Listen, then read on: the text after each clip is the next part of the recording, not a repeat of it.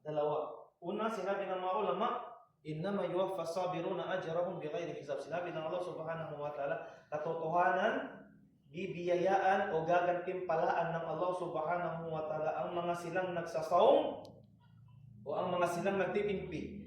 Ngunit ang tafsir ng nagtitimpi dito sa aya o verse na ito, sila yung mga nag-aayuno o mga nagsasawm para sa kaysa ng Allah subhanahu wa ta'ala. Sinabi ng Allah subhanahu wa ta'ala, katotohanan, ginagantimpalaan ng Allah subhanahu wa ta'ala ang mga silang nagsasawm sa akhirah. Kung ang isang tao man o ang isang alipin ng Allah subhanahu wa ta'ala ay nagsasawm sa dunya, sa araw ng akhirat, sa yawmul qiyamah, papapasukin siya agad-agad ng Allah subhanahu wa ta'ala sa loob ng kanyang paraiso o sa loob ng Jannah ng Allah subhanahu wa ta'ala na walang kung anumang tanong, papapasukin diretso ng Allah subhanahu wa ta'ala. Sa ikalawang tafsir, sinabi ng mga ulama, ang tafsir na sinabi ng Allah subhanahu wa ta'ala, katotohanan, ginagantimpalaan ng Allah subhanahu wa ta'ala ang mga nagsisipag-ayuno o nagsasawm dito sa dunya. Gagantimpalaan sila ng Allah subhanahu wa ta'ala nang hindi mabilang-bilang na gantimpala mula sa Allah subhanahu wa ta'ala. So, ito ay kabilang sa mga awa ng Allah subhanahu wa ta'ala. Yun pa kaya, dito pa kaya sa loob ng buwan ng Ramadan ay na hindi mapakita ng Allah subhanahu wa ta'ala ang kanyang awa. Mismo kahit sa labas ng buwan ng Ramadan, sa mga normal na araw, pinapakita pa rin ng Allah subhanahu wa ta'ala sa kanyang mga alipin ang awa ng Allah subhanahu wa ta'ala. Ano sinabi ng Allah subhanahu wa ta'ala sa hadithul qudsi? Ya bin Adam, sinabi ng propeta Muhammad sallallahu alaihi wasallam, sinabi ng Allah subhanahu wa ta'ala, o ikaw na anak ni Adan, innaka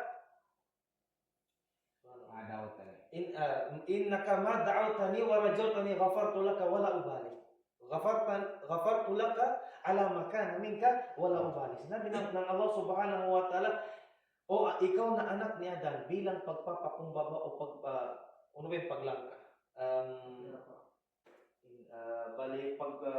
Bilang sweetness ng Allah subhanahu wa ta'ala sa pagtawag niya sa kanyang alipin, o ikaw na anak ni Adan. Hindi niya sinabi na ikaw na dukha, ikaw na alipin, ikaw na hampas lupa. Wala sinabi na gano'n ng Allah subhanahu wa ta'ala. Bilang pagpapakita niya ng kanyang sweetness sa kanyang mga nilikha, o ikaw na anak ni Adan, sinabi ng Allah subhanahu wa ta'ala, ma da'awtani wa rajawtani ghafartu laka ala ma kana minka wala ubali. Walang oras o walang mga sandali na ikaw ay humingi ng kapatawaran sa akin, liban na lamang na ito ay pinagkaloob ko sa iyo ang aking kapatawaran mula sa mga kasalanan na iyong nagawa. Wala ubali at wala akong pakialam kung kahit anumang klaseng kasalanan ito. Ya bin Adam, tinawag ka muli ng Allah subhanahu wa ta'ala. Sabi niya, o ikaw na anak ni Adan,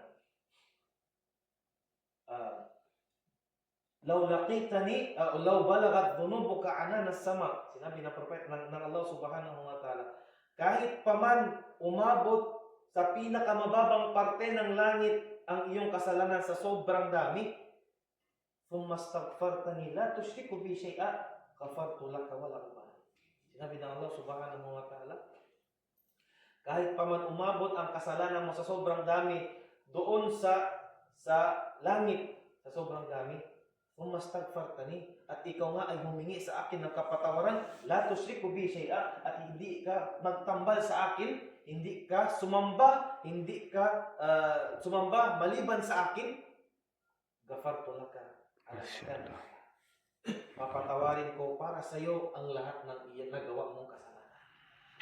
Sinabi ng Allah subhanahu wa ta'ala, kanya dinagdagan ng kanyang sinabi, bilang pagpapakita ng kanyang sweetness sa kanyang nilikha, ya bin Adam, pangatlong beses, o ikaw na anak ni Adan, law laqitani bi qurabil ardi khataya. Sa araw ng paghukom, sabi ng Allah subhanahu wa ta'ala, kung tayo man ay nagtagpo sa araw ng qiyamah, sa yawmul akhirah, law laqitani bi qurabil ardi khataya, Kung tayo man ay nagtagpo, pasan-pasan mo sa iyong likuran ang para bagang sinlakin ng mundo, pinuno mo ng iyong kasalanan. Biqurabil ardi khataya thumma astaghfartani, at humingi ka nga sa akin ng kapatawaran, yakito ka biqurabiha maghfirah. Ano sinabi ng Allah subhanahu wa ta'ala? Tatagpuin kita, haharapin kita sa yawmul akhirah na may daladala o may daladala ako sinlaki ng mundo. Binunok ko ng kapatawaran para sa Allah. So, ganun po ang pagmamahal at awa ng Allah subhanahu wa ta'ala sa lahat ng kanyang nilikha. Hindi lamang po sa buwan ng Ramadan, pati na rin po sa lahat ng oras at sa lahat ng araw. Inshallah subhanahu wa ta'ala, may napulot tayong aral. Inshallah wa ta'ala, at naway maging bitbit natin yun bilang baon-baon natin mula dito sa mundo hanggang sa harapin natin ng Allah subhanahu wa ta'ala, at maging baon-baon at maging rason na iyon ang pagpasok natin sa loob ng Jannah ng Allah subhanahu wa ta'ala. Wa akhiru da'wana alhamdulillah. Wassalamu alaikum. Waalaikumsalam warahmatullah. Meron pa ng tira, sir? Nakatira. Ano yung continue tayo? Anong maganda? Continue tayo sa lecture o dito?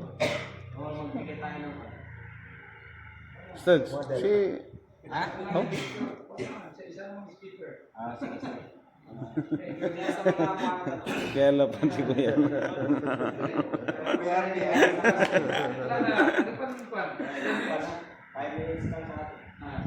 So, alhamdulillah, napakalaking kwan. Sa maya na, pagtatabanga, kumbaga, bawat isa is na nalalagan. Ito kasi ang maganda kapag ang mga kasama natin is mga ulama. Nagkakaroon tayo ng malaking kaalaman. Ito kasi ang advice ng mga ulama sa atin.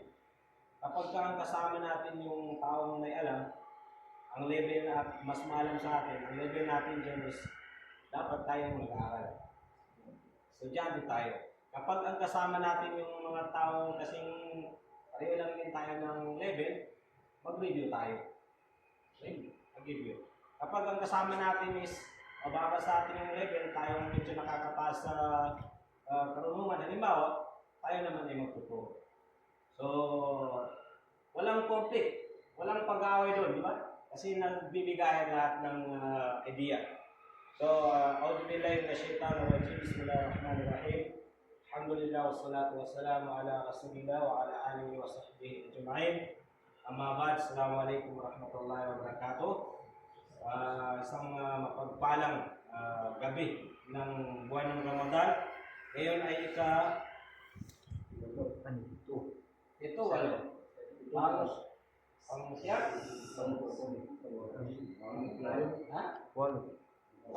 Pangwalo na. Pang-8 na. Oh. Bukas pang-9. So tingnan mo ba, yun ang evidence na ayaman maadudat. Si Ustaz baka mag-judge siya. Si Ustaz Amir. Nakakuha na? Doon? Si baka mag-judge siya. Itong buwan ng Ramadan is ayaman maadudat. Ispo. Bilang lang ng mga araw. Kaya dapat ay gawin natin kung ano ang pinakamainam na gagawin para magkaroon tayo ng puntos kay Allah subhanahu wa ta'ala. Ibigyan ko kayo ng kwento. Daan natin sa kwento. May isang lalaki, nakakagpo siya, nakakita siya ng nakakita siya ng isang bato, brilyante, kumbaga. Ang bato na yun, pinunta niya sa mga pawn shop, mga nagbebenta ng alas, nagbibili ng alas. Walang sino man na kayang bilhin kasi napakalaki ng halaga sa panahon na yun. Ang advice ng mga tao sa kanya sa palengke, pumunta ka doon sa isang hari. Pumunta ka doon sa isang hari, doon mo ipakita yung bato na yan, baka sakaling kaya na itong tumbasan.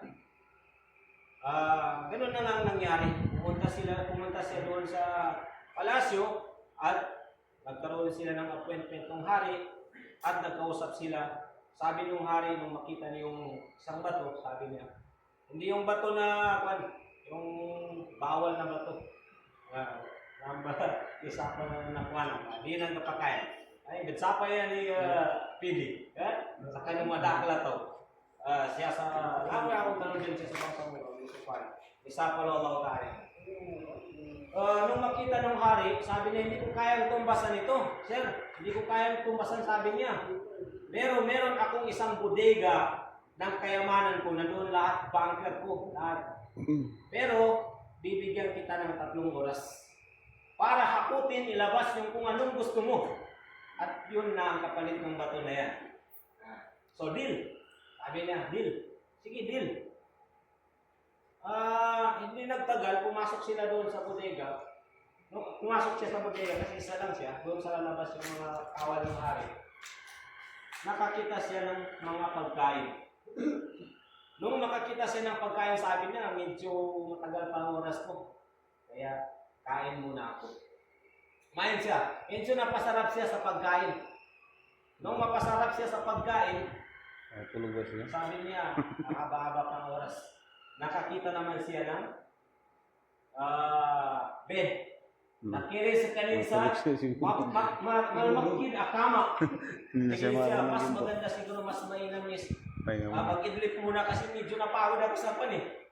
Medyo i-idlip muna. Dahil yung taong na siyempre, yung medyo busog-busog tayo, gusto natin ng panunan. Natulog. Umidlip. Nung siya maidlip, hindi niya namalayan, nandyan na yung mga kawal kung nakatok. Sabi ng mga kawal, lumabas ka na dyan! Lumabas ka na! Bakit sabi niya? Umagising, bakit sabi niya? Hindi pwede kasi hindi pa ako nakahakot. Sabi niya, hindi, natapos na ang oras mo. 3 oras lang ang binigay sa'yo para maghakot ka. Halika, ialis ka na. Sabi ng lalaki, hindi pwede. Ang napag-usapan natin 3 oras lang. Dapat mahakot mo na. So, anong nangyari? Nag-quits yung bato na sana ay Naginto niya. mayroon ng kapalit doon sa loob ng walang kayamanan niya. Ganito din ang buwan ng Ramadan. Kapag hindi natin ginawa yung best natin na makuha yung mga gawaing mabuti na sana ay magiging dahilan na patatawarin yung kasalanan natin, magaya tayo doon sa isang lalaki na Natulog lang. pagtulog lang, pagkain lang ang nakuha niya doon sa loob. Wala, quits. Sabi ng mahal na propeta Muhammad sallallahu alaihi wasallam, ragi ma'anfu. Qalu man hum ya Rasulullah? Ya Rasulullah. Qala man adraka Ramadan falam yughfar lahu. Correct mo lang siya kung jugwan. Itong sabi ng propeta Muhammad sallallahu alaihi wasallam, lugi na tao kasi yung kwan ng definition ng pag-meaning dyan sa ragi ma'anfu yung ilong eh. Yung ilong mo is parang nakuan sa lupa. Nakabudsod ba? Nalugi-lugi din na to. Nakabudsod din ni Parang nabaliktad ang ilong. Nakadadsangin din ni banangin. Nakadakunas eh. Katawa. Basta nakadakunas ni Ngilawin. At niya kinaya sa kanong tuba, ang connotation doon sa word na yun ng propeta Muhammad sallallahu alaihi wasallam, napakalugi ng tao. Napakalugi ng tao. Sabi nung mga sahaba, man hum ya Rasulullah? Sino ika? Sabi ng mga sahaba sa propeta Muhammad sallallahu alaihi wasallam. Sabi ng propeta Muhammad sallallahu alaihi wasallam, man adraka Ramadan falam yughfar lahu. Sino man ika ang dinatnan ng buwan ng Ramadan at hindi siya napatawad ng Allah kasi hindi siya gumawa ng kabutihan. Das kayong pamakot. Mana bunso, kinataon mo Rasulullah sa tingin, ragi ma'anfu, qala man hum ya Rasulullah, qala man adraka walidayhi aw kilahuma falam yughfar lahu. Ito kung ba nalugi bunso tao? Nalugi din yung tao na sabi ng mga sahaba, sino ya Rasulullah? Yung taong dinatnan niya ang 2 magulang niya. Si Aman Inusiinan, ugid na dasa kanin ampunan ng Allah Ta'ala. Kasi si Aman Inusiinan na makaluatan na ampunan ng Allah Ta'ala. Nagtuong ba? The same. So, doon sa kwento, napaka-konkreto ng kwento na yun. Hindi na natin siguro pabayan pa. Kasi encouragement na yun sa atin na ang bilang lang na araw ng buwan ng Ramadan ay gagamitin natin sa paggawa ng kabutihan. Dahil ang mga sahaba ridwanullahi alaihim yatasabaquna bil khairat. Yung nagawang kabutihan ng kasama nila, gusto nila lampasan pa. Sabi ni Umar, nagsadaka ako ng ganito. Sabi naman ni Abu Bakar, sa akin naman inubos ko ang kayamanan ko. Sabi ni Umar, hinati ko ang kayamanan. Sabi ni Abu Bakar, sa akin ya Rasulullah, inubos ko na, walang matira sa akin. So hindi natin kaya yun kasi napakahirap yun. Pero at least man lang kahit konti. Meron tayong effort. Lalong-lalo na ngayong buwan ng Ramadan. Kung napahabayan pa, hindi mapalaman siya. 2 minutes, nakalampas. Assalamualaikum warahmatullahi wabarakatuh. Waalaikumsalam. Qala rabbukum ud'uni astajib lakum. Amin ya Allah ya rabbal alamin. Amin, amin, amin. اللهم اغفر لنا ذنوبنا ولوالدينا وارحمهما كما ربونا صغارا يا الله يا رب العالمين. اللهم انا ضعفاء ونحن مستضعفون في الارض فقونا وانصرنا على الذين يستضعفوننا. اللهم علف قلوبنا كما علفت بين قلوب المهاجرين والانصار يا الله يا رب العالمين. اللهم لا تدع لنا ذنبا الا غفرته ولا هما الا فرجته ولا دينا الا قضيته ولا مريضا الا شفيته ولا حاجة من حوائج الدنيا إلا قضيتها يا أرحم الراحمين. اللهم علمنا ما ينفعنا وانفعنا بما علمتنا برحمتك يا أرحم الراحمين. اللهم يا معلم آدم علمنا ويا مفهم سليمان فهمنا برحمتك يا أرحم الراحمين. اللهم أقم دولة القرآن ودولة الإسلام في قلوبنا وفي أهلنا وفي بيتنا وفي كل مكان يا الله يا رب العالمين. وآخر دعوانا أن الحمد لله رب العالمين. ربنا آتنا في الدنيا حسنة وفي الآخرة حسنة وقنا عذاب النار. سبحانك اللهم وبحمدك نشهد أن لا إله إلا أنت نستغفرك ونتوب إليك.